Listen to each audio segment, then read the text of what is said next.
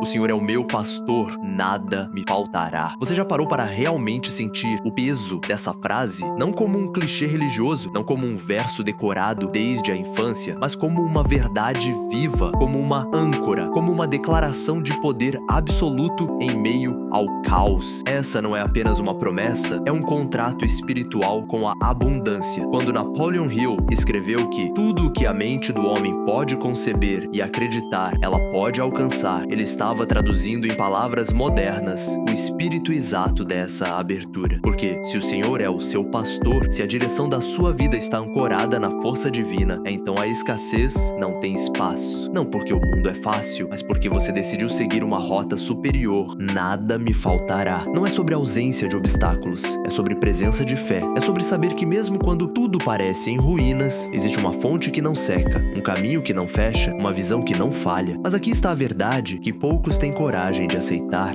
A maioria diz acreditar nesse salmo e ainda vive como se estivesse perdido, como se o amanhã dependesse do acaso, como se fossem ovelhas sem direção. Mas você não foi criado para andar em círculos, você foi criado para conquistar terreno, para deixar um legado, para prosperar com propósito. Deitar-me faz em verdes pastos, guia-me mansamente a águas tranquilas. Essa é a imagem da abundância em sua forma mais pura. Mas preste atenção, não é você quem encontra os pastos, não é você quem descobre as águas, é Ele quem guia. E para ser guiado, você precisa calar o barulho do mundo e calar a arrogância do próprio ego. Muitos querem prosperar, mas poucos estão dispostos a serem guiados. Eles querem os frutos da disciplina, sem plantar a obediência. Querem a colheita da abundância sem atravessar o deserto da humildade. Verde pasto representa nutrição para o corpo, para a alma, para o propósito, mas há uma condição implícita. Você precisa seguir, precisa confiar na voz que não se cala, mesmo quando tudo ao redor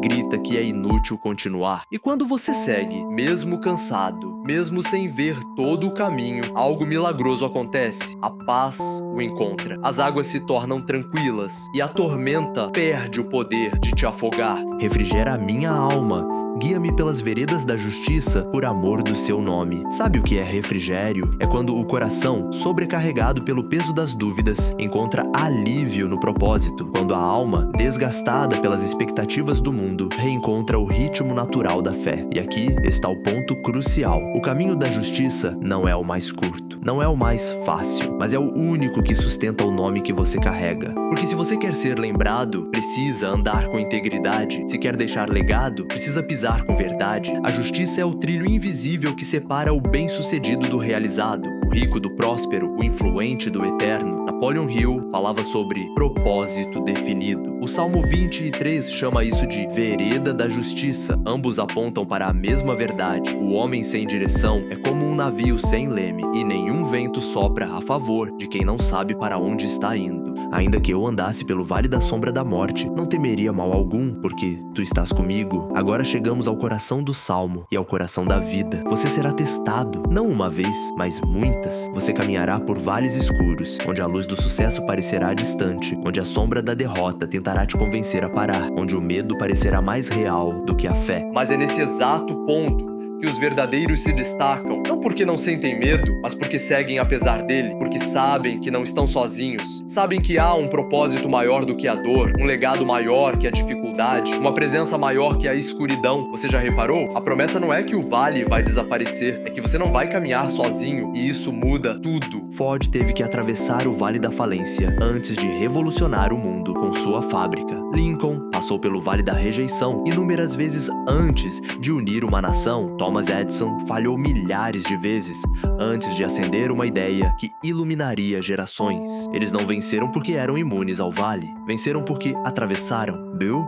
a tua vara e o teu cajado me consolam. A vara corrige, o cajado direciona, e os dois juntos moldam líderes, moldam gigantes, moldam você. Sim, haverá momentos em que você será confrontado com sua própria fraqueza. Haverá correções duras, silêncios desconfortáveis, mudanças que parecem punição, mas são apenas preparação. E se você for maduro o suficiente para aceitar essa disciplina, vai perceber que todo desconforto sagrado é um chamado à grandeza. Napoleon Hill ensinava que toda a adversidade verdade, carrega em si a semente de um benefício equivalente. A vara e o cajado são exatamente isso, desconfortos que apontam para crescimento. Preparas uma mesa perante mim, na presença dos meus inimigos. Essa frase não fala apenas de provisão, ela fala de honra, de elevação, de ser colocado em destaque, não quando tudo é fácil, mas quando tudo parece contra você. Veja bem, Deus não remove os inimigos, Ele prepara a mesa diante deles, porque há momentos em que a sua ascensão não será feita em silêncio, será feita à vista de quem duvidou, à vista de quem zombou, à vista de quem tentou te quebrar. Essa mesa representa o momento em que o invisível se torna inegável, quando o trabalho que ninguém viu começa a gritar mais alto do que qualquer crítica, quando a disciplina solitária vira colheita pública, quando o silêncio da fé se transforma no som retumbante da vitória. Mas aqui está a chave: a mesa é preparada para quem permaneceu, para quem não recuou no vale, para quem manteve a fé quando tudo em volta parecia dizer pare. Você pode ter sido subestimado, pode ter sido ignorado, pode ter sido traído, mas se você continuar com disciplina, com propósito, com a cabeça erguida, chegará o dia em que o próprio universo colocará à sua frente o banquete reservado para quem ousou não desistir. Unges a minha cabeça com óleo, o meu cálice transborda. A unção não é um evento, é um chamado, uma marca invisível que separa os que existem dos que impactam. É o toque da grandeza sobre a alma preparada. E quando você está pronto, quando sua mente está treinada, seu caráter forjado, seu espírito alinhado, o óleo vem. Ele não vem quando você se sente pronto, vem quando você está alinhado com o propósito. Ungir a cabeça com óleo era, na antiguidade, o sinal de separação, era a consagração de rei, era o reconhecimento de que aquele homem carregava uma missão que o mundo ainda não compreendia. E se você tem sentido um peso, se você sente dentro de você que nasceu para algo maior, talvez seja o sinal de que já foi ungido. Só ainda não chegou o momento de se revelar, mas vai chegar. E quando chegar, não será uma bênção contida. O seu cálice vai transbordar, porque a